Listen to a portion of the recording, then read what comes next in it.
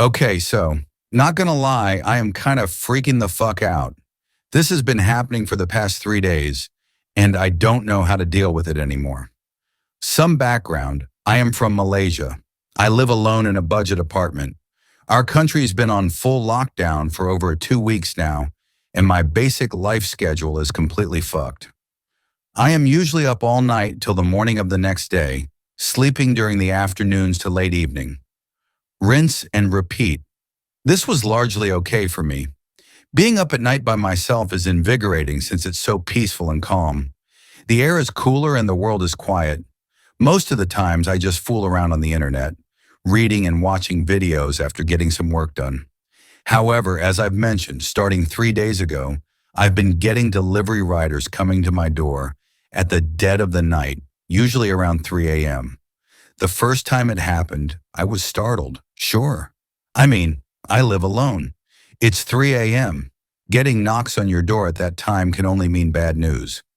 I quickly opened my door after putting on my mask, only to see a guy dressed in a polo shirt with a cap holding a box of pizza. Relaxing a bit, I told the guy, "Wrong house, bro," and tried to shut the door to get back to my business. But he stopped me with a, "Please, boss, please." I turned back around. The guy tried to push the pizza box towards me. "Please, sir, take it, take it. Your order." I shook my head firmly and said, "No, I didn't order anything. You've got the wrong house, man." But he didn't seem to be listening. He kept repeating, "Please, boss, take it, your order," while pushing the box to me. At this point, I kind of figured maybe this guy doesn't understand what I'm saying, or maybe he was disabled in some way. So I took the box thinking maybe the delivery address would be on it or something. First thing I noticed was that it wasn't the usual chain store brand like Domino's or Pizza Hut. The logo was just GAB in block letters, which isn't a brand I know of. There was no delivery address tacked onto the box or anything, so I tried asking for a receipt from the guy. But he just shook his head and said no, no, no receipt, while backing away, ready to leave. I tried to stop him to hand him back the box, but he just wouldn't have it. He left hurriedly, and I ended up with a free box of mystery pizza. Now, I probably should be stoked because it's free pizza, but it's 3 a.m., it's from an unknown place from a brand I've never heard of, and it's delivered by one of the shadiest dude I've ever met in my life. I did what any reasonable person should do and left it outside my door, thinking I'll just throw it out with my trash in the morning. My sister always told me to never pick up strange things from outside. Easiest way to avoid bringing in any bad luck or trouble, she'd say. After that, I got back on my computer, feeling just a tad weirded out, but not really thinking too much of it.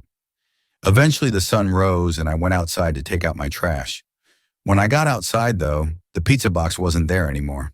It was a little strange, but I just shrugged it off as maybe the janitor or someone throwing it out for me. I proceeded with my day as usual and almost completely forgot about the whole thing. Until the knocking came again. I looked at the time. 2:45 a.m. What the hell? I got up, put on my mask, opened the door. A different guy in the same uniform from yesterday stood in front of me, holding yet another box of pizza. "Sir, your order. Please, take it." I shook my head no. "No, no order. It's not mine. Wrong house, man," I told him. This time I managed to just shut the door behind me before he could stop me. I stood by for a few more minutes, watching the guy out of my peephole. At first, he just stared blankly at the door. After it became apparent I wasn't coming back out, the guy just put the box down in front of my door and walked away. Satisfied, I went back to my desk and sat back down, grumbling to myself about how bizarre and annoying it is to have this happen twice. Did some troll find my address and is pranking me? But the guy didn't ask for payment or anything. Is it just to harass me? Who would do that? Why me? Attempts to look up the pizza place returned no result, though it is also possible that it is a roadside business with no online presence. While all these thoughts are swirling in my mind, A realization hits me, and I feel my heart stop cold. It's lockdown right now. No restaurant can operate past 8 p.m. How could anyone be delivering food at this hour? Also, riders are not supposed to walk up to the apartment themselves. They are supposed to leave the food at the guardhouse for pickup. So then, who the fuck was outside of my door? A chill shot down my spine. Internally freaking out, I quickly crawled to my bed, trying to calm my worrying brain. It's probably nothing. I didn't take the pizza in, and I didn't eat it either. If it happens again, I'll just get security and call the cops. It's gonna be okay. This is real life. This is real life, I repeated silently in my heart, with my eyes squeezed shut, until I finally drifted off to sleep. Day 3, 9 p.m. I wake up and go through my routine, nervously keeping an eye on the time. I tried my best to get my work for the day done, but it was impossible to focus. I kept waiting anxiously for the knocking to come. The clock ticked away. I stared at my computer, desperate for distraction. 2:25 a.m. Boss, your order, boss. Please take it. Your order, boss. I froze in my seat for a solid 5 minutes, staring at the door. Boss, your order. Your order, boss. I continue to wait without making a sound until the knocking stops. I can't say for sure how long it went on. Maybe 10 minutes or so. I kept waiting. The silence stretches on. It's an abrupt change from the incessant knocking just a few minutes prior. I glanced at the clock on my computer. 2:55 a.m. It's been 30 minutes since this first knocks. Gathering all of my courage, I stepped quietly toward the door and peeped out of the peephole, hoping it's all just a big misunderstanding. It's all just a simple mistake, and whoever was outside the door has left like a normal person. But to my absolute horror, the guy was still there, standing straight and staring blankly at my door, holding the pizza box. I gape in shock. All of a sudden, as if sensing I was there, the guy snapped his head up and stared straight back at me through the peephole. I got so startled I almost fell backwards. He has no eyes. This guy or thing has no fucking eyes. It's just two gaping eye sockets where the eyeballs should be. I stare on, frozen in shock. Slowly his lips started to quirk upwards, curving into a smile so wide it looks downright unnatural. Then in a cheery voice bordering excitement, he said, "Saya tahu, you ada kat sana." This time I fell back with a loud thud and a yell. I scrambled away from the door as fast as I could, backing into the corner of the room while keeping an eye on the door. This is when the banging started. Boss, your order. Boss, your order. Boss. The thing outside kept repeating cheerily in between the non-stop banging. To say I was gonna shit my pants was a major understatement. I was ready to die on the spot, quite frankly, and honestly saw no other way out of this at that moment. I kept my eyes closed, huddled in the corner of the room just thinking, this is it. I'm gonna fucking die. This is it. Suddenly, a loud, angry yell came from next door. Who the hell is making all that noise? I hear thudding footsteps and the sound of my neighbor's door opening. There's a pause. Then it's back to silence. There's no more banging, no more cheery voice repeating, your order. Boss, your order. I hear my neighbor's door shut and footsteps retreating. Shakily, I stood up and walked to my bed. I curled up under the covers with my eyes shut tight. But sleep didn't come.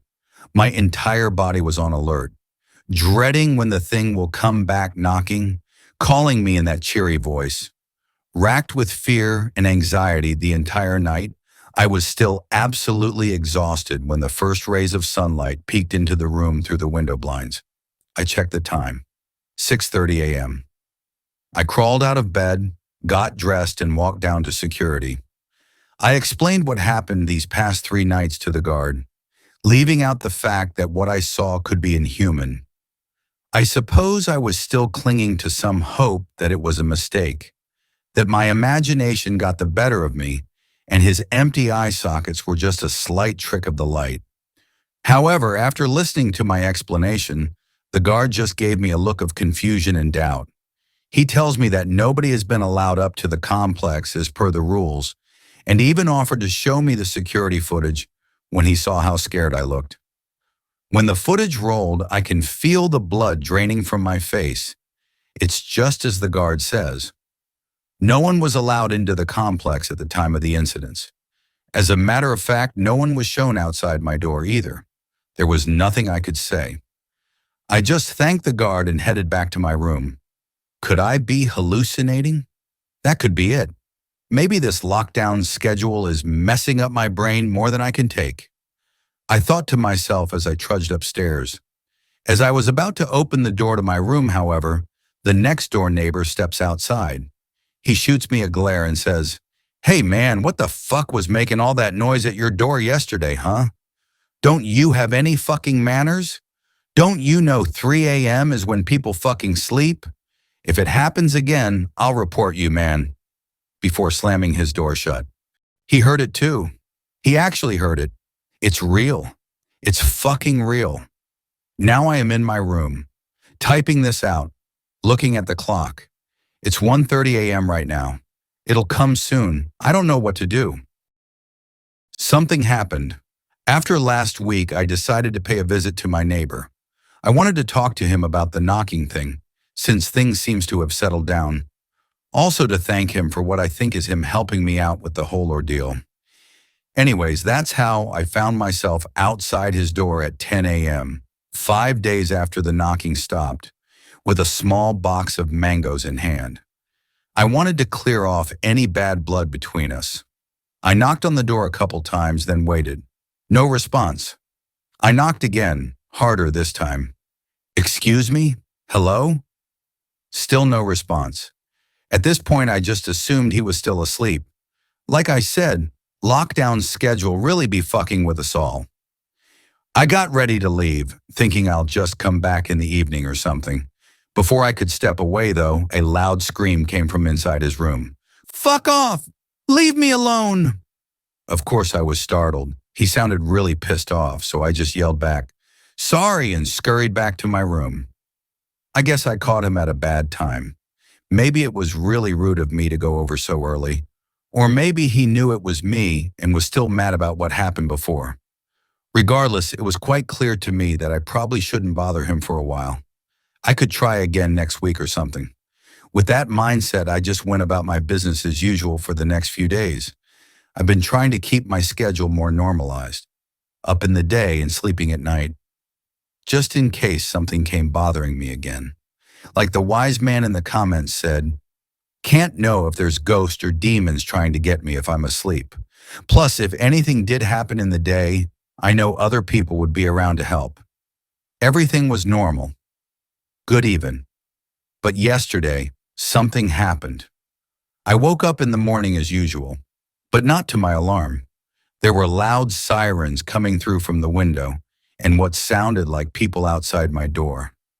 Thinking there was a fire or something similar, I quickly jumped out of bed, put on my mask, and headed out the door.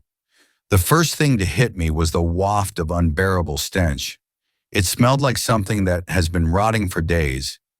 It was so pungent that it still got me reeling back even with my mask on. The second thing was my neighbor. I haven't mentioned this before because I didn't think it was relevant, but he is a fit man in his early 30s. Very much the kind of guy who works out on the regular and watches what he eats. But right then, as he was being carted off on a stretcher by the paramedics, he looked more corpse than human. Now I know why people use the phrase skin and bones. He was literally just that. Barely a person at all. His limbs looked like fragile sticks. With his head lolled to one side facing me, I could see that his eyeballs were sunken deep into his sockets, reminding me of what I saw at my door just last week. "What's going on?" I asked the policeman by my door. He glanced at me and just told me to go back inside. The rest of the onlookers were also shooed back in to their own homes. There was nothing else I could do. I went back inside, tried to calm down, and go about my day as usual. But I just couldn't get the image of my neighbor, what was essentially just his bones on the stretcher, out of my mind. What the hell happened? Is he dead? That's all I thought about for the rest of the day. When night came, I couldn't even sleep. The whole thing's got me paranoid again, and my mind was in overdrive. I can't help but think that what happened to my neighbor had something to do with me, or more precisely, the thing. I mean, it makes sense, doesn't it? The thing stopped bothering me the day after my neighbor yelled and went outside. Did that thing make him like that? Is it my fault? I tossed and turned all night, feeling worse and worse by the minute. In the end, I couldn't even feel safe lying down, so I sat up and just stared at the door again. It's like I was back to last week, full of dread and anxiety. The clock kept ticking and I kept watching, just squirming and staring, waiting and waiting, until daybreak.